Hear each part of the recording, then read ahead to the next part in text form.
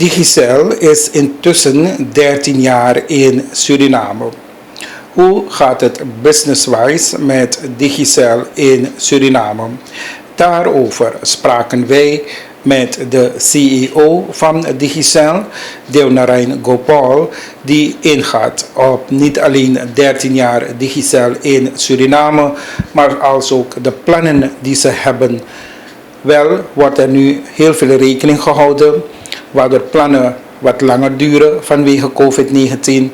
Maar, zegt de directeur, Digicel is here to stay. 13 years, Digicel in Suriname. How is business? It's not a bed of roses, but it's not bad. The last 2 years has been a challenge, especially with COVID this year, and more so the devaluation of the currency and inflation. So those are the factors which are more impacting rather than consumer behavior. Can you give an example of the challenges with COVID-19? With COVID-19, with the full lockdown, when customers are not able to go to the shop, they were out of top-up in their house, so they can't use their phone. Limited access to funds because you have to buy other things, so you're not going to buy your top-up. So we did see a decline in our revenues. But on the flip side, if you're home and bored, you buy more data. So we did see a huge increase in the data usage. We had to fix our network because it couldn't cope with such a high demand. Right, so due to COVID, it's more on the distribution side. You couldn't get recharge to the customer. But from a customer side, they use a lot of data.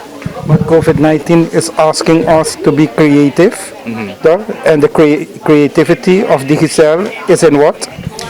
In our distribution, where it matters. So we were able to set up a separate distribution team within 2 days.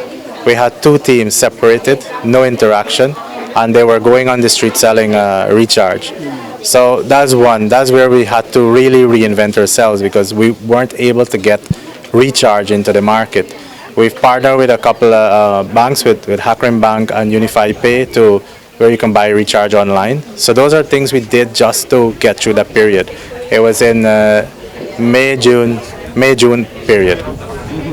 But the plans the company had in this period, what about those plans? Well, we had to put some on hold. The LTE that we're launching, we had to push forward, sorry. It was very challenging because to get this done, you need export engineers from abroad to come in.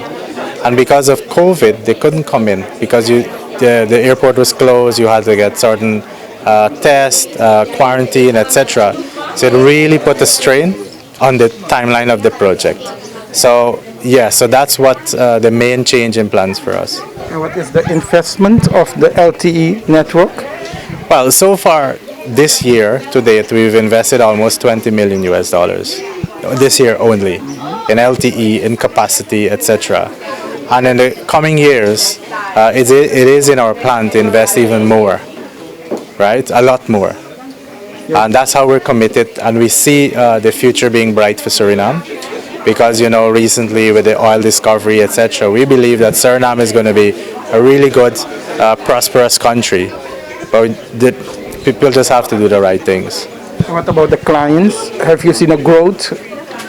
A growth in customers? Yes. Well, it's been 13 years, so the market is a bit settled. Okay. So in terms of growth in clients, no. But in terms of spend, yes. Spend per customer increased. That's because they consume more data, they spend more time at home, they're more relying on their mobile phones now than ever before.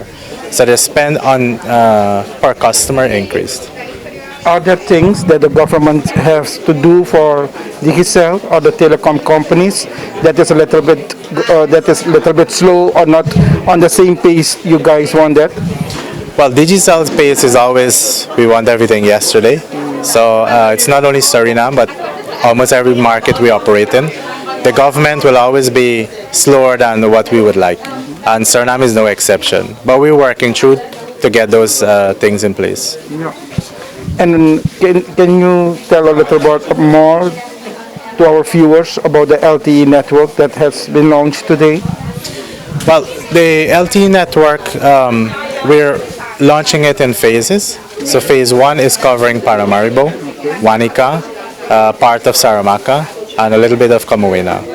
And this is, for example, now on your 3G speed, you'll get about 2 to 3 Mbps per second. With LTE, I can show you on my phone, you're getting now 50 to 60 Mbps. And that's extremely fast. You can stream, you can download, you can do whatever you want without any issues. That's the difference. It's night and day. It's very, very big difference. And we're going to continue to roll out more sites covering Marawena, Albina, Nikeri, all of Saramacca, all of Camuina by the end of March. So those areas will be able to experience the LTE speed as well. Yeah. And the LTE network, that will stay for how long before you guys will step over to the 5G, for example? So 3G, we had a 3G network in 2014. We're in 2020, so it's 6 years. For this technology, it all depends on what phones or device customers have. So you would have the very latest phone like the iPhone 12 or the Samsung S20. Those will be 5G capable. But how many people in Suriname would have those handsets, right? A very small percentage. Until that percentage gets to about 50 to 60% of people carrying a 5G handset, it doesn't make sense to upgrade because nobody can use it. What 5G is used for mainly at the moment is like Internet of Things. It's a smart home or a smart traffic light. Those kind of areas are what 5G is going to be used for the time being. Yep. Starting 13 years ago and now 2020, the customers, have they changed a lot? Almost in every way, shape and form, customers have changed. Can you give an example? 13 years ago, you had SMS. Today, nobody uses SMS. 13 years ago, as recent as 2009, there was BlackBerry. Today, nobody uses BlackBerry.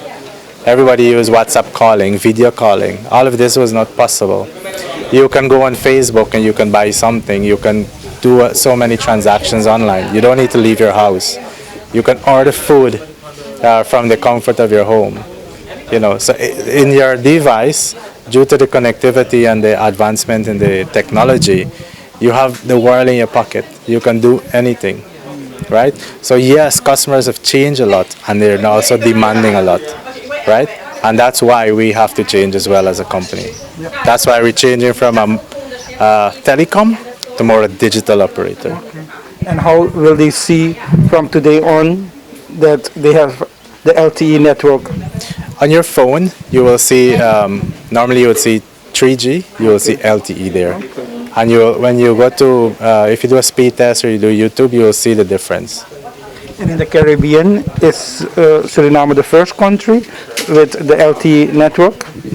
No, not by any means. So in all Digicel operates in 31 markets, 29 of them. And it's everywhere now? Yeah, in Caribbean, Central America, and South Pacific, Digicel operates in. Suriname and Guyana are the only 2 markets without LTE, and this is about 2 or 3 years later. So the technology is, it should have been here about 2 or 3 years before, but yeah, it's finally here. And we have. What's the reason? Well, we have different reasons. One being capacity to get, because now the LTE uses a lot more capacity. And Suriname only have 1 submarine fiber coming here. It is Suriname-Guyana submarine fiber. And it's due to lack of capacity, Digicel cannot upgrade the network.